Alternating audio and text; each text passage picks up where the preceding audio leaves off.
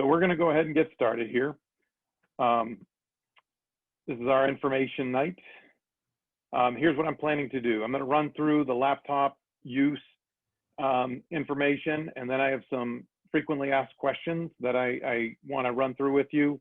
I'm going to talk about JumpRope for just a minute, and then if you have any questions, tag on the end. I would love to answer those for you. This is an 11-inch MacBook Air. Hopefully you've had a chance to see the students bring those home. They're nice devices. Even though they're a few years old, they are still in good shape. When we got them new, they had up to 9 hours of battery life. And for the most part, they can still sustain through a school day if the students charge them at night. And that's what we ask the kids to do, is to make sure that they're plugging them in before they go to bed so that they get a fully charged laptop the next day at school. One of the things that seems to happen is if the power cords come to school, they seem to get either misplaced. I don't think they intentionally get stolen, but we have kids that just, they plug them in a classroom or they lend them to a friend and then they walk away from it because they seem to get distracted by something else. And then it's almost impossible to find their power cord again. The kids are welcome to take a Sharpie and on the brick part of the power cord to write their name on there, a first and last name, because at the end of the year, it's easy to get that thing wiped off. But I think it's also easier just to leave the power cord at home. It's expensive to replace, and we do put that on the families. If the kids lose their power cords, they need to replace those. In terms of our expectations at school, you know, the bottom line is this is an educational tool to be used for educational purposes. And at school, we tell the students, you know, you shouldn't open your laptop unless we invite you to do that. We try to just make sure that students know that it's not just a, you know, free for all in terms of laptop time. We try to limit it to the work that's going on in the classroom and what they need it for while they're at school. Hopefully you've seen some information about the use fee. We sent home a green sheet, and this year we're charging $20 for students for the year for use of the laptop. It's not necessarily insurance, but I think you could argue that that's kind of what it serves. That money goes into a line so that if there is a need to fix a laptop, replace a laptop, that we're able to draw from that line, which is very helpful. This is actually less than it used to be. It was $30 even as of last year, with a maximum of $40 per family. I think this is very fair compared to, like, my kids go to school in Auburn. I think I pay about $60 a year per laptop, and there's no max on family. You know, it's good, and it helps the program continue. However, if there's an issue with negligence, and I'll talk a little bit more about that in a minute, we may ask the family to contribute more because the student is not taking proper care of the device. So accident versus negligence, and this is one that I like to share with students because I think it's important that they kind of see the difference. Accident, you know, kids in class, student walks by, doesn't notice the laptop on the edge of the desk, just, you know, bumps it, falls to the ground, maybe cracks the screen. That's a clear accident. You know, there's no issue there. We're not going to require additional money from the family. However, you know, if there's a situation where, you know, there's truly negligence, you know, the student has a big cup of iced coffee next to their laptop, they knock it over into the machine. That could have been avoided. You know, they should not have had that liquid next to the laptop.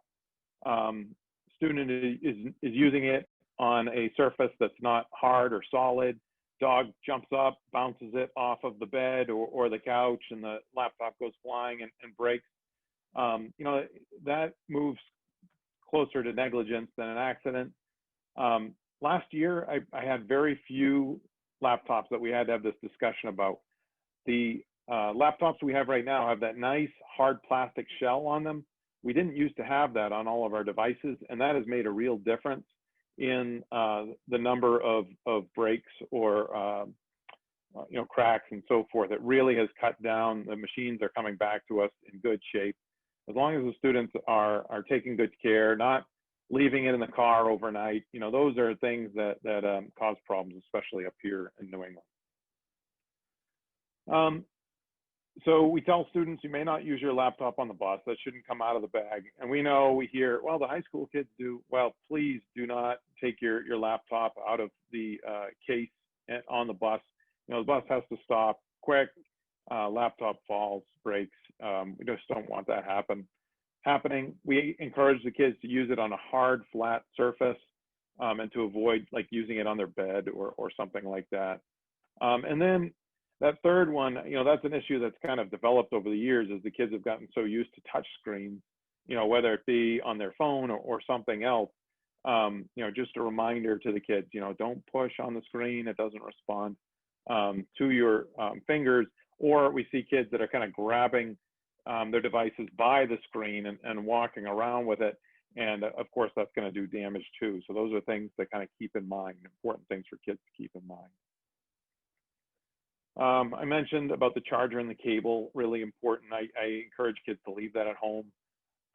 We do have a laptop case, and that needs to come back with a laptop. And as long as that laptop goes into that case, when they're moving from station to station, there's just very little that could actually do damage to that device.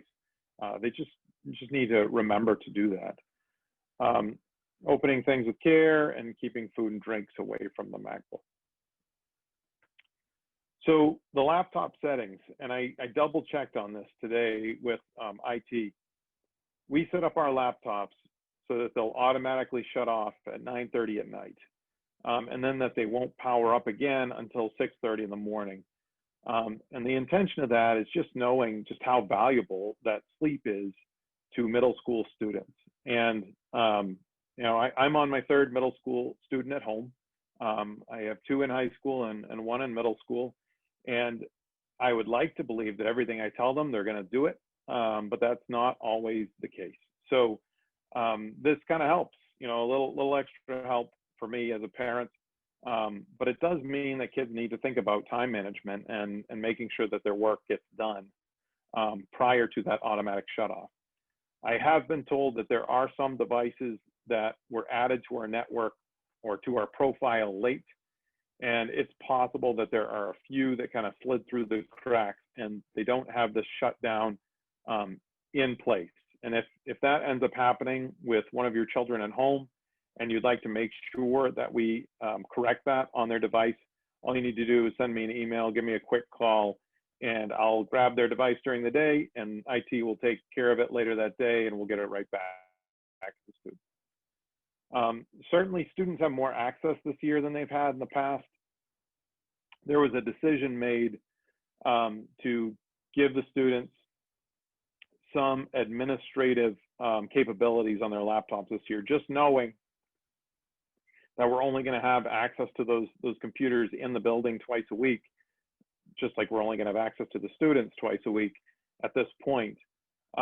We needed to give them some control if they needed to download some kind of program for a class, maybe a science class or something like that.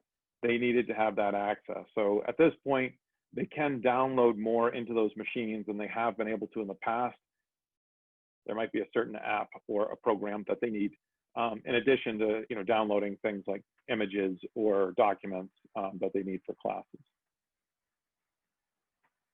This one's tricky because we've always had pretty standard set of consequences for misuse or lack of I can't see behind my lack of care for the laptops. And,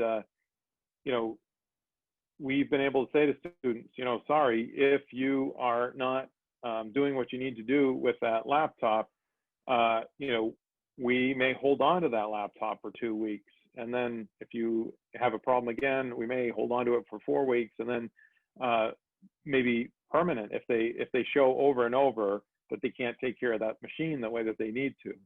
The problem is, of course, this year we're so dependent on students having these devices available to them. So, I put in bold that third piece down there about communication with home. if something comes up with a student and their laptop, we're going to be in contact. We're going to reach out to you. We're going to talk a little bit about what came up. And between you and I, we're going to have a conversation about, what makes sense, at this point. We have had situations in the past where students have kind of abused the fact that they have a camera on their device.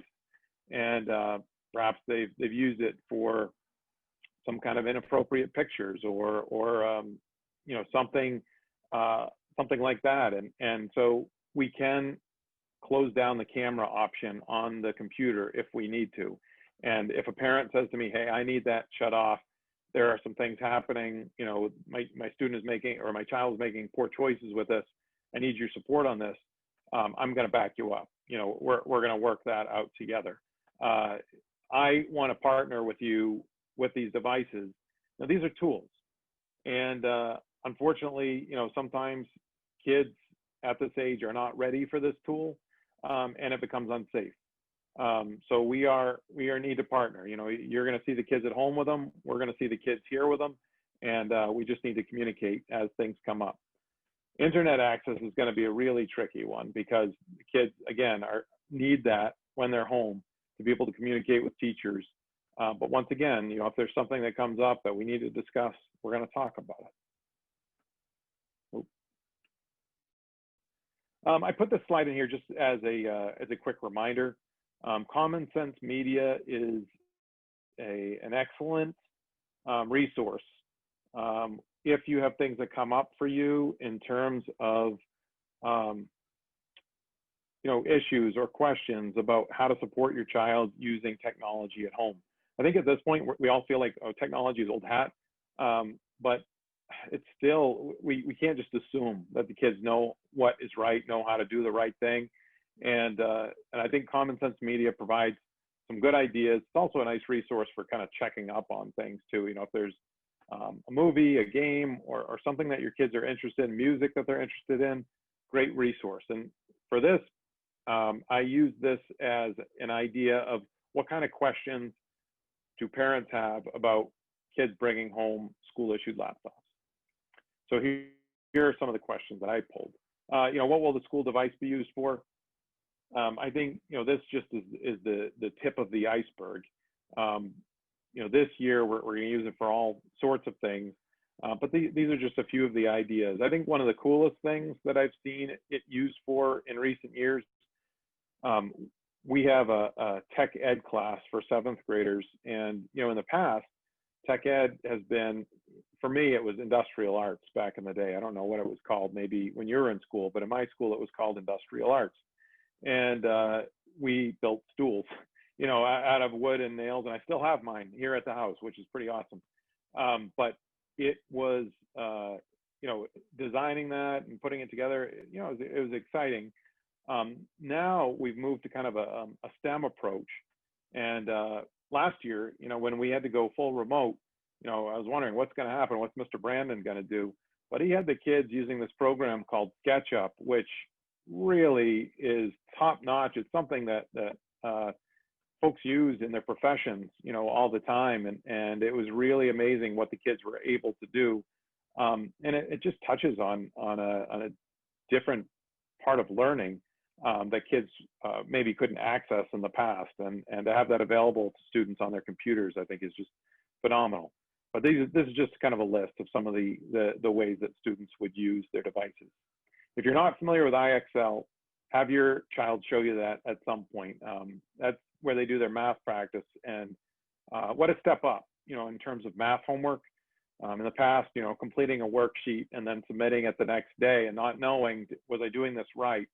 IXL has kind of taken the place of that, and students do their math and then they're getting automatic feedback. And if they're getting stuck and they still don't understand, there's video and explanation to help them move forward. It's a great resource. This question, how much time should my child be spending on the computer? So kind of two answers here. On Zoom Wednesdays, and that's not tomorrow, that's next Wednesday. For the first time next week, we're going to get onto our regular hybrid schedule. So if you have a child in cohort A, that on Monday, Tuesday, they'd be in the building, We have kind of Zoom Wednesday, and then Thursday, Friday, they're doing their work independently at home. So in terms of that Zoom Wednesday, we're going to really line them up so they can meet with all of their classes on the hour, 8 o'clock, 9 o'clock, 10 o'clock, 11 o'clock, 12 o'clock. Is this a great idea? I don't know yet. You know, we're going to give it a shot next Wednesday and see how this goes. I think it has some real potential. I've talked to the teachers about what is your lesson plan for that day. Everybody is locked and loaded with a good lesson plan for next Wednesday when their kids log in. It won't just be like we're going to hang out. It's going to be learning together, and it's going to be both cohorts coming together, both cohort A and cohort B coming together for a lesson on Wednesdays, and you can see how that lines up. We're hoping that what we're trying to prepare the kids for is that they'll turn their cameras on when we go to Zoom Wednesday, because what we found last year is it was very difficult for teachers to really assess, are the kids with me? And are they getting what I'm trying to teach? So we're going to try that. There might be a teacher who says, all right, let's start off together. Okay, now I want you to go away, work independently, and let's tune back in at 8:25 and let's see how you did with your independent work. That might happen too. But you can see Wednesdays are going to be pretty chock-a-block, you know, in terms of Zooms. As far as the other remote days, we want the students to check in the morning on Zoom with Roundtable, but then they're going to do their work for the day asynchronous, which just means that they're going to be doing more independent work. They're probably going to be online for a lot of that, and it's going to look like 30 to 60 minutes per class on those remote days. It could be that they're not online. They could be reading a book, or they could be, you know, doing something that's handwritten. But I also would say that a number of the classes may ask the students to do their work online and then submit it virtually. So how much time will my child spend on the device at school? Well, it depends on the unit, the class, the teacher. You know, it could be 2 to 2.5 hours while they're at school. As I walked around today, I actually made note of this, like how many kids are on laptops, and it was probably about 50-50 as I walked around, depending on what was going on in the class at that time. You know, it has become a really central part about how students are learning now. You know, if you're looking for those giant textbooks that we used to fill our backpacks with to go back and forth to school, so much of what we do now is on the device, and those resources are on the device rather than those old textbooks. What site is my child using and why? These are just, again, maybe I'm kind of being repetitive here. These are some that they're probably using right away, right now. Google Classroom is kind of the hub. I understand that down at the elementary school, the kids are using Seesaw. Well, Google Classroom, I guess, is sort of like our Seesaw for now. IXL, I just mentioned. Cetera Maps, in social studies in 7th grade, the kids are doing some geography stuff, right, Sean? Yeah, and learning, you know, and it's a good repetition. It's a pretty neat little resource. So again, that's another one to ask your child about and have them show you what Cetera Maps looks like. And then JumpRope. Kids really haven't gotten into that yet because we haven't had any grades. You know, we just got started last week. And but JumpRope is our online grade book, and I'm going to show you just a little bit of what that looks like in a minute. Are there parental controls or filters on the laptop? And can I install them? So at school, we have a network filter in place, and parental controls are set for, I already mentioned that they're set for the computer to shut down at 9:30. But as soon as the kids leave school and are off of our network, that school filter does not apply when they go home. So if you're interested in having some sort of a filter or protection at home, there are options out there, and IT actually recommends this program, OpenDNS. I went into it today just to take a look, and when you go to the main screen, it looks like this big product that you have to purchase. But if you click around a little bit, and you'll get to, and I should have done a screen grab or something, but you can get in there and you can see where, as a parent, you can add open DNS at home and provide this filter for free on your own network. So it's something worth looking at. I know that, you know, my network here at the house, it allows me to have some control as well of the devices in my house. So it's worth taking a look at. Does the device track student data at home? So we are not spying on the children at home. You know, if you feel more comfortable with having the kids, you know, cover their camera when they don't want that on, you can certainly, I've seen some staff that has a piece of tape that goes over the camera that they, they pull the tape off, they put the tape on when they want to use that camera. That's certainly up to you. We do maintain a history. So if there's ever a question, sometimes parents will contact me and they say, hey, I'm just a little concerned about what my child is up to on their device. You know, they say they're doing the right things. Every time I look at their screen, they're doing the right thing, but I'm just not sure. Could you have IT take a look at their history? That comes up a few times a year. If that's something that you're ever interested in getting help with, just say the word, you know, and we can do that while the students are at school. If, you know, what does come up sometimes at school is, you know, we have just, it's not like unlimited bandwidth. So all of a sudden the bandwidth kind of slows down at school, and then IT is like, what's going on here? And they'll start poking around to see, all right, whose device is slowing down the bandwidth? And they'll take a look around, and then they'll find out who that student is. And every once in a while, they'll call me in the office and say, hey, can you go take a look at Charlie's laptop?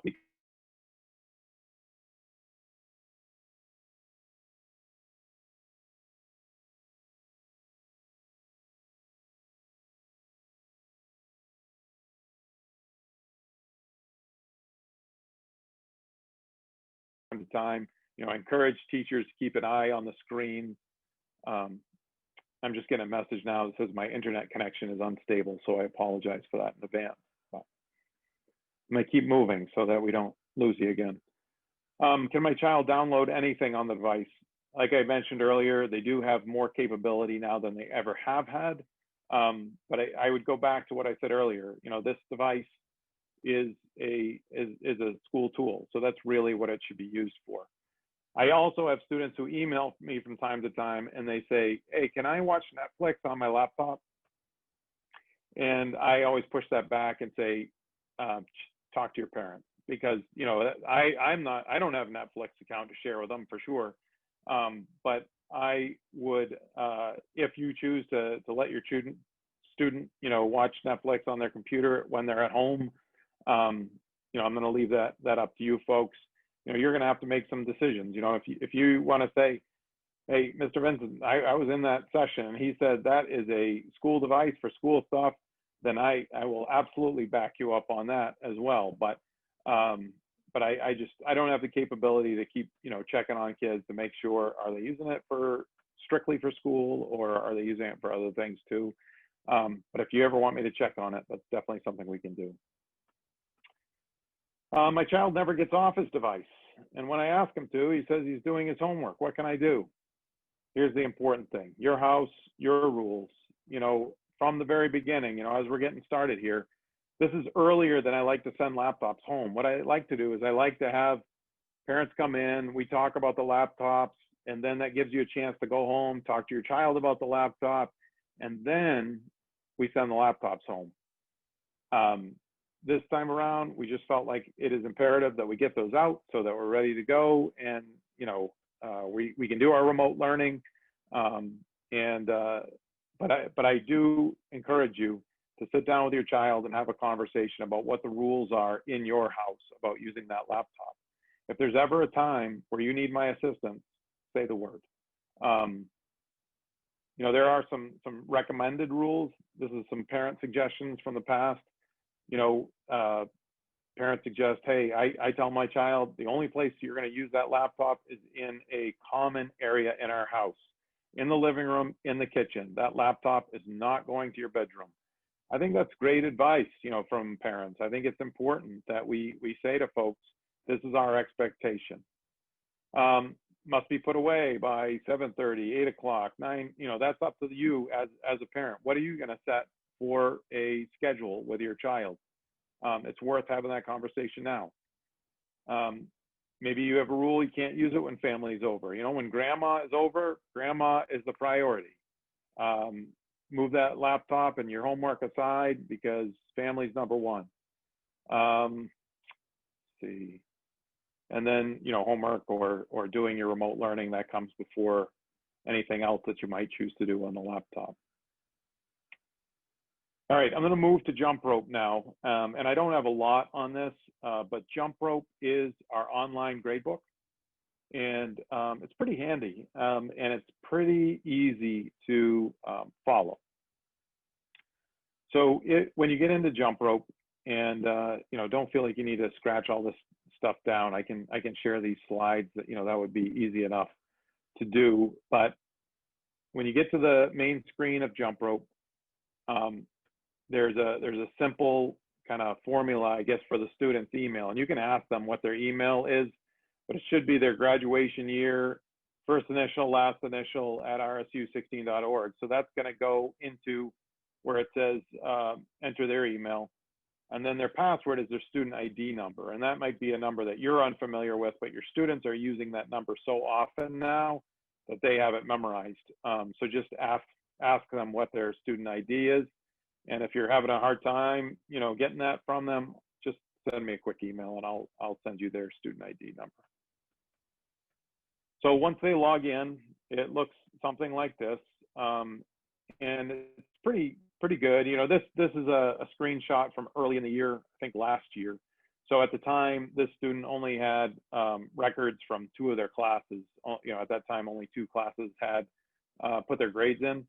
But you can see, what this could be used for. Missing work, I think, is one of the key things. If a teacher has added a piece of work to JumpRope, then that's something the student should have turned in. So if there's this, under this red box down here at the bottom of the screen, sometimes we see that number get up pretty high because the students are not submitting their work.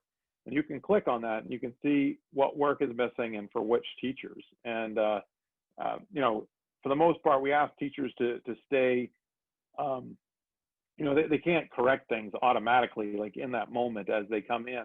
So we ask them to update every week. And so you may find, a kid takes a test or submits work. It may take a week for that to show up.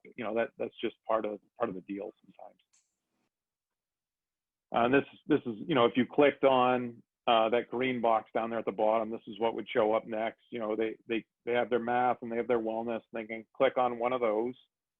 And for wellness, this is what might show up. It shows, that this student, you can see everything looks green here. They have 2 standards that the teacher has reported on. Green is a good sign. Red is a bad sign.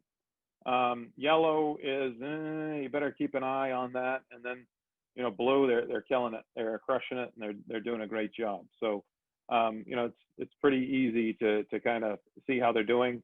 And, the numbers you're probably familiar with from elementary school, with 4 being where you want to be. 3 is 3 is where you want to be. 4 is, they're doing a great job. 2, they're probably missing some things or they're a little bit behind. And then 1, they have work to do. They should probably make a connection with a teacher. Let's see here. Sorry, this one came out blurry, but down here at the bottom, I just wanted to note something. If you happen to see, everything in JumpRope is going to have 3 types. It's either going to be formative, summative, or habits of work. Formative is just giving you information. It's providing you and the student with some information about how they're doing with that topic. And in a formative assignment, it could be like a pretest. And of course, if it's a pretest, the student may know nothing on that topic. And what you'd see in this case is they may do poorly on that pretest, but that's just because it's brand new learning to them. But if you take a look at the weight here, there's 0 weight to that because it really should not impact the grade. As soon as that student takes a summative test, over the unit or that learning, this thing just basically disappears. It has no meaning, it has no weight to it anymore. But what we want to do is provide information to both the student and the parent that, all right, this is where they started the unit, and then that summative is where they finish the unit. That's the key, and that's what their grade is built on. The formative just kind of gives you some, just a glimpse of where they are in the learning process. Sean, would you say that's about right? Anything else you want to add on that, Mr. Gallipo? No, it's really helpful. I mean, I've used it as a parent and a teacher, and it's just quick access so that you know where your student or your child is at. And the missing assignments is super key, because in middle school, they become more responsible for keeping track of their own work, and we check regularly in the classroom. We do JumpRope checks so that the students are taking control over some of that, so they can touch base with teachers. Thank you, Sean. This slide is one I added last year. I asked the IT director, Linda Chasen, just for some ideas, and then also Bonnie Robbins, our school counselor. What are some resources for folks? And they gave me a few different things. We do talk about internet safety and making sure that that students are good citizens online, digital citizenship. But there are things that come up, and if there are things that come up for your child, we just ask that you be in touch, and we do some problem solving together. But these are some good resources. So, you know, I get to the end here, and that's my email address, and at the bottom, that's Linda Chasen. She's our technology director, and that's her email address. I'm going to flash back to the first slide that had some additional information on it, and while I'm doing that, I'm just going to ask what questions that you might have about technology at school, or there's only a few of us here. What questions do you have in general about school that I could answer for you right now?